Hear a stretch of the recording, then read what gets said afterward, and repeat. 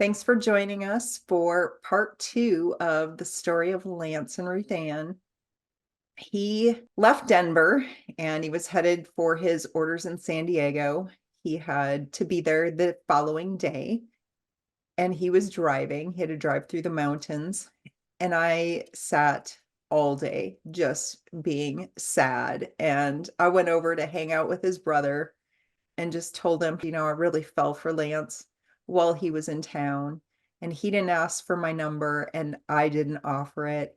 I went home and a short while later, my phone rings and it's Lance. He had made it all the way to Las Vegas and he then called me and he said, on my way out of Denver, I heard Clint Black, a bad goodbye, and I missed you then. And I thought about you all the way to Las Vegas, and I couldn't wait to get here and call my brother and get your phone number.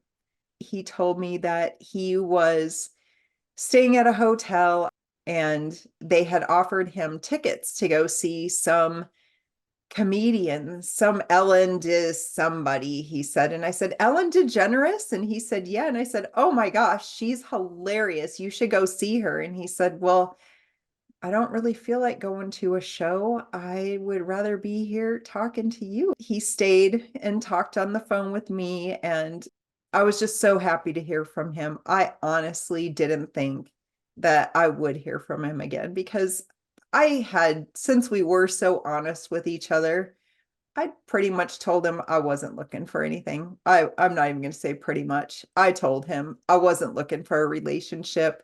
So I hadn't told him how I felt about him. So I was being honest probably about everything except how I felt about him, that I had already fallen for him. Anyway, we talked about it that evening and discovered that we had the same feelings for each other. And so the next day he made it to San Diego and got his orders and got into his barracks. And he would call me every 1 to 3 days. There was a bowling alley right next door or nearby where his barracks were, and he would go there and take cash with him because this was back in the early 90s. Nobody had cell phones then. We all had landlines, and in the Navy, things were a lot more challenging because they were in and out of port all the time. And so on the base, they had this payphone area where you could go in and you could make your phone calls. And then when you left, they would tell you how much you owed. Well, there would be a count on the phone saying this is how much your phone call is. So Lance would bring money with him and he would call me and we would just talk anywhere from 1 to 3 hours. Usually, I believe that there was at least 1 4-hour conversation in there. We talked so much and we talked about everything. There was nothing that was off limits. If it was on our mind, we brought it up and we talked about it and we shared with each other what we thought. And it was just the coolest thing. So probably about, I don't know, I want to say he'd only been gone from Denver for maybe a week and a half. So I'd known him at that point for 2.5, 3 weeks. And he called me and he said, I got something I need to tell you. And it took him a while. I think it took about an hour. He finally said, I love you. And I knew what he was going to say, but hearing it, it still scared me because I didn't think I was ready. I still was, I mean, I really liked him. I fell so hard for him while he was in town. And I felt like this could be the real thing. But because of everything that I'd been through in my life already, I just didn't know if I was willing to put my heart through that again. And he was so far away. It just seemed like the odds were against us. So he said it, and I waited probably another hour, hour and a half, but I couldn't even say it to him right away. it was the end of the conversation when I finally said it. And I said it really quietly. I love you. Like, maybe if I say it like that, I didn't really say it and it doesn't count. But he heard it. And that kind of changed our conversations after that. So then we started talking about our future together. And it was something that I didn't share with anyone because I had known people who had gotten engaged after they'd only known each other a few months. And I thought that they were crazy, and I told them they were crazy. So I wasn't going to share my thoughts with anyone else because I didn't want anyone to tell me that I was crazy. I knew what I was feeling. I knew that this was real. I knew that this was something that I needed to see through to see where it took me. And I didn't want anyone else's feedback. I didn't want anyone else's opinions. I know myself well enough. Even at that young age, I knew myself well enough. So we started talking more about our future. And we decided that I was going to go out there and visit him for a few days and see how that went. I'm going to be on his turf now, and we're going to be doing the things that he wants to do. And we're going to be seeing how he lives his life. And let's see how this fits together with my life. I went out there, spent 3 days with him. We went to Disneyland. He took me to see the ocean. I had never seen the ocean before. We went to Coronado Island. We went to a movie. 3 days, you can't do a whole lot of stuff. And Disneyland, I think, was about 100-mile drive. And so we spent the whole day together driving up there, spending the day at Disneyland, and then driving back. So after my 3 days in San Diego, I flew back to Colorado, and we began talking about me moving out there to live with him. I did start telling people that I was going to move to San Diego and I was going to live with this guy because he had gotten an apartment with one of his friends. And so I'm telling my friends, I'm going to move out to San Diego and I'm going to live with this guy. And they're like, what are you talking about? Have you lost your mind? You don't know this guy. You've known him for not even 2 months yet. And you're going to move out there and live with him? He could be a mass murderer for all you know. And I'm like, pretty sure he's not a mass murderer. But okay. And then Lance and I started talking about actually just getting married because our conversations just continued, and our time together when I visited him was even better than it had been when we had spent those first 10 days together.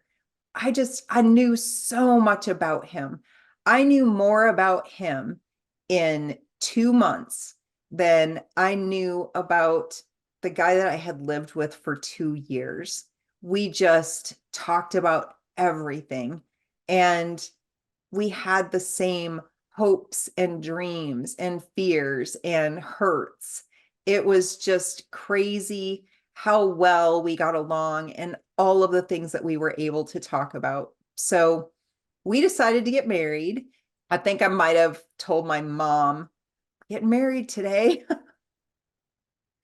but we didn't ask anyone's advice. We didn't ask anyone's opinions. We figured that we knew well enough what we were doing. So we just did it. So one of the guys that I worked with, I knew he was the one that we kind of all called Dad. Tom is his name.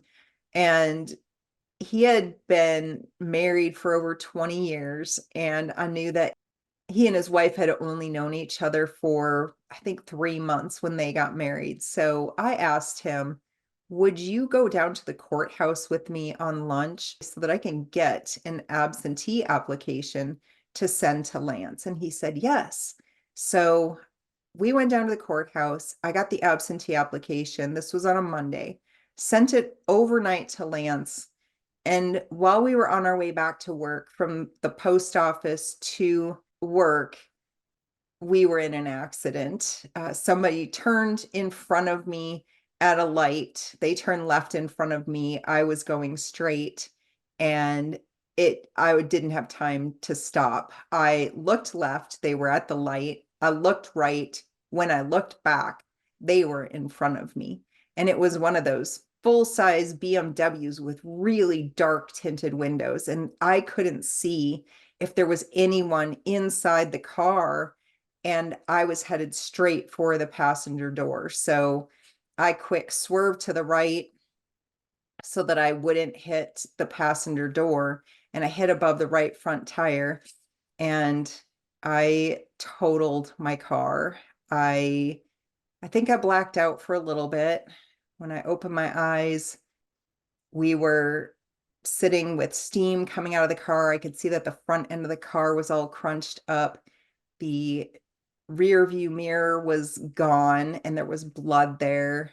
Turns out Tom had taken out the rear view mirror with his head because he was older than I was, and I didn't feel comfortable telling him to put on his seatbelt. So he wasn't wearing a seatbelt. I was wearing mine, but my shoulder harness didn't lock, and my steering wheel was all jacked up, and I could tell that I had hit it with my chest. And I was driving a stick shift. So I had my right hand on the stick.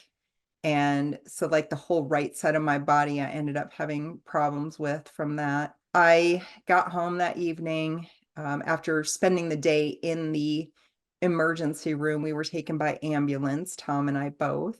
And I got home and didn't have a way to get a hold of Lance. So I actually got a hold of his dad.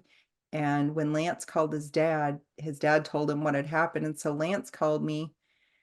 And I was actually very thankful to hear from Lance too, because at the time there were fires in San Diego, and it was before the internet was widely used. And I didn't know where these fires were, and I didn't know if he was in any danger. And so he called. We were both worried about each other. We were both relieved. That was on a Monday. He got the absentee application on Tuesday, got it notarized, sent it back to me on Wednesday with his ID. I got it on Thursday. On Friday, I went down to the courthouse and got the actual marriage license. And at the time in Colorado, I don't know how it is now, but you didn't have to have a ceremony. All you had to do was get this marriage license, both of you sign it and have two witnesses sign it, and then it was legally binding. So Lance and I decided that was what we were going to do, because I'm not much on ceremony. I don't like standing up in front of people. I don't like all eyes on me. And he was okay with that because he just wanted to get married. And so I told my friend this, and she said, "You cannot do that. You have to have a ceremony." And I said, "Fine, we'll do a ceremony." And I said, "Lance, I guess we're going to do a ceremony." So I found like a justice of the peace, and my friend said we could do it at her house. And so this man that we hired agreed to come over to the apartment that she lived in, and we were going to have it there. And I said, "Okay, but it's going to be very casual. We're just going to wear jeans." And she said, "Oh my gosh, you cannot wear jeans. You're getting married. You have to wear a dress." And I said, "All right, fine. I guess I'm wearing a dress, Lance. So bring something nice to wear." So my friend and I went shopping, and I got a $20 dress, and we went and got some flowers. And up until then, Lance and I had just been talking about getting married when he came to town.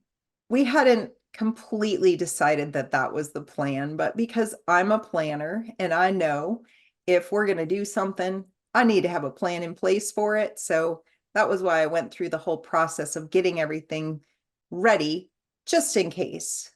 And by the end of the week, we had decided my car accident, the fires, those were things that made us feel so concerned for each other. And we realized then we really mean so much to each other. We definitely are getting married. So on Saturday, I went to the airport to get him. And this was the old Stapleton Airport. This was before DIA, and it was before 9/11. So you could still go to the gate. And I remember I drove there. and in my rental car because my car was totaled. And I was in so much pain from my car accident. I didn't have any broken bones, but I had a lot of soft tissue injury and I was on muscle relaxers, not when I was driving. So I was really in a lot of pain that day because I didn't take my muscle relaxer to go to the airport to pick him up. So I just remember I had to walk so far just to get to the gate. And it hurt for me to sit down. So I was just standing there waiting for him. And everybody started getting off the plane. And there were more people getting off the plane. And there were more people getting off the plane. And then all of a sudden, there was no one left. And there was no Lance. Did you see the crew come off then? There's the pilot. That must be the end. I actually did see some of the crew get off the Oh, plane. Thanks for joining me, Jenna, and thanks for helping me tell this story. I'll see you next time. alrighty. Bye.